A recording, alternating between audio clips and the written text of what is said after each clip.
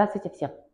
Мы с вами сегодня продолжаем тему винительного падежа, но на прошлых занятиях я вам объясняла винительный падеж для обозначения направления движения.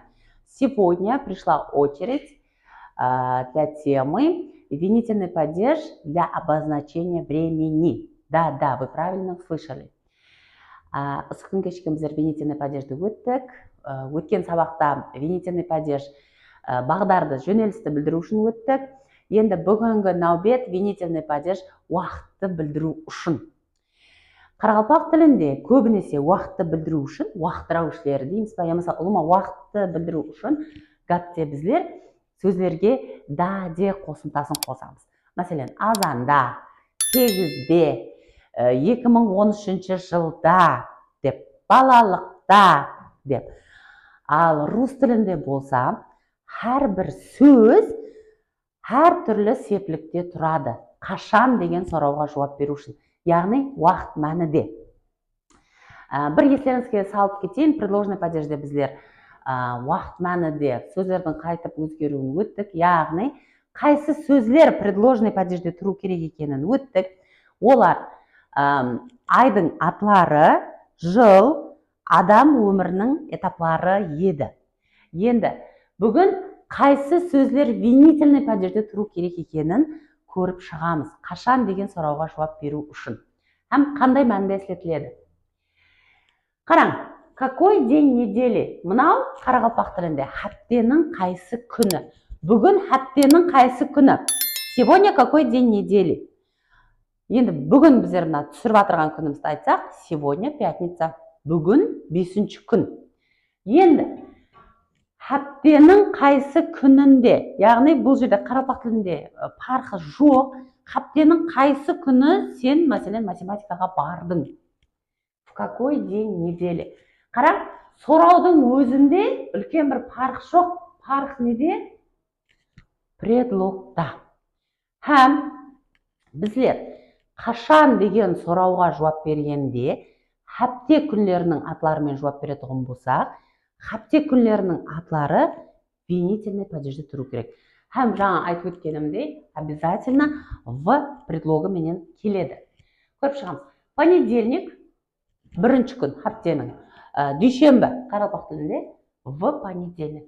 Қараң, понедельник деген сөз мужской родтағы жансыз атлық винительный падежде өзгермейді. Өзгермейді, в предлогы менен келіп, уже қашан деген сұрауға жауап беріп тұрыпты.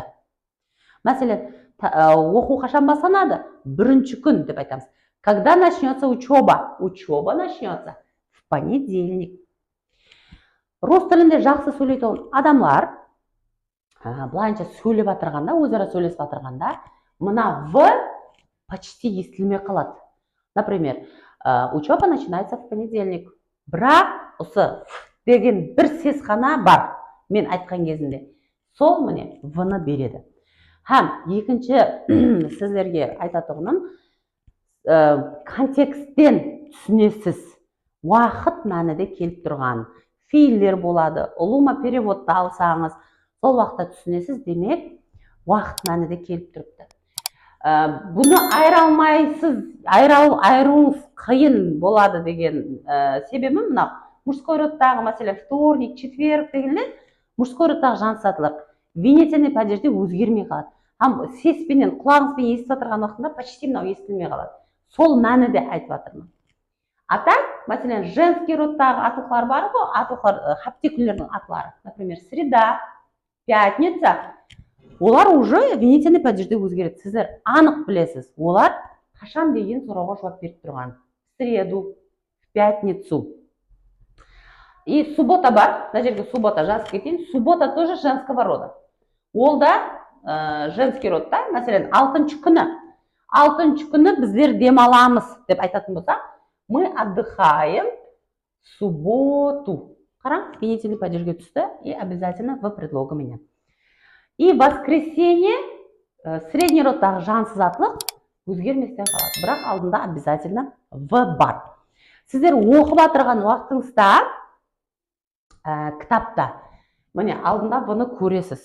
Демек, қашан деген сұрауға жауап беріп тұрыпты. Уақыт мәнінде келіп тұрыпты.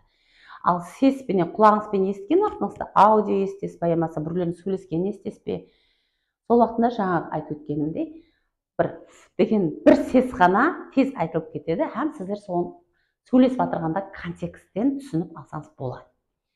Енді екінші жағдай. Как часто, тез-тезден ба деген сұрауға жауап берген уақытымызда да біздер һәр деген сөз бар, уақытты білдіру үшін. Мәселен, һәр бірінші күн, һәр қала күні, һәр айда, һәр жылы деген. Һәр деген сөзді істетсек, рус тілінде һәр деген сөзден кейін келетін атлық обязательно винительный падежде тұру керек. Мысалар келтірдім. Каждая среда, һәр үшінші күн. Һәр үшінші күні дейтін болсақ, қараң, каждую среду. Каждую дегенім өзгерді. Не үшін? Себебі среда өзгерді ма, среду болып, алдындағы бұл сөзді өзгерді. Негізінде рус тілінің грамматикасына қарасақ, каждая деген сөз бұл алмасық. Бірақ келбетлікке ұқсап тамамланатұғын алмасық. Келбетліктер қандай өзгерсе, бұл алмасықта тап сондай болып өзгеріп тұрыпты. Енді мына жерде вторник, воскресенье дегенлер мужской родтағы һәм средний родтағы жансыз атлықлар, олар винительный падежде өзгермейді. Сонымен бірге олардың алдында келетін каждый сөзі де өзгерместен қалады. Бірақ құрметті тыңдаушылар, ытыбарыңызды қаратайын, қараң, вторник мужской родта болған үшін алдында каждый болып тұрыпты, ал воскресенье средний родта болған үшін каждое болып тұрыпты. Енді сіздерде сұрау туылуы мүмкін. Мына жақта да бірдей болып тұрыпты, каждый вторник, каждый воскресенье.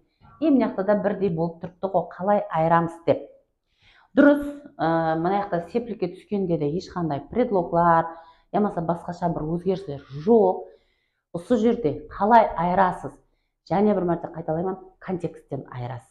Яғни сол жерде фейлдер болуы мүмкін, ямаса басқа бір сөздер болуы мүмкін. Сіздер мынаны істеткеніңізде қашан деген сұрауға жауап беріп тұрады. Һәр екінші күні, һәр қала күні деп переводлауға мәжбүр боласыз.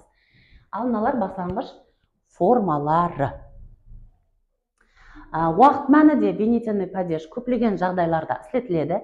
Мен қазір бүгінгі сабағымызда сіздерге тек екі ғана жағдайын үйреттім. Бұл сабағымыздың дауамы бар. Кейінгі сабақларда басқа жағдайларын түсіндіріп өтемін.